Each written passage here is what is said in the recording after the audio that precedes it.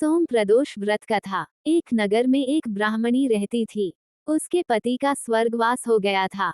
उसका अब कोई आश्रयदाता नहीं था, इसलिए प्रातः होते ही वह अपने पुत्र के साथ भीख मांगने निकल पड़ती थी। भिक्षाटन से ही वह स्वयं व पुत्र का पेट पालती थी। एक दिन ब्राह्मणी घर लौट रही थी तो उसे एक लड़का घायल अवस्था में कराहता हुआ मिला। ब्राह्मणी दयावश उसे अपने घर ले आई। वह लड़का विदर्भ का राजकुमार था।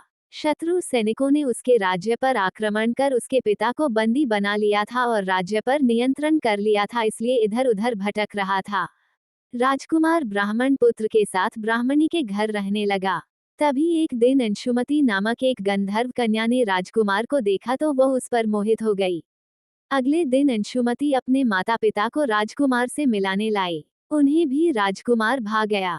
कुछ दिनों बाद अंशुमति के माता पिता को शंकर भगवान ने स्वप्न में आदेश दिया कि राजकुमार और अंशुमति का विवाह कर दिया जाए। उन्होंने वैसा ही किया। ब्राह्मणी प्रदोष व्रत करती थी।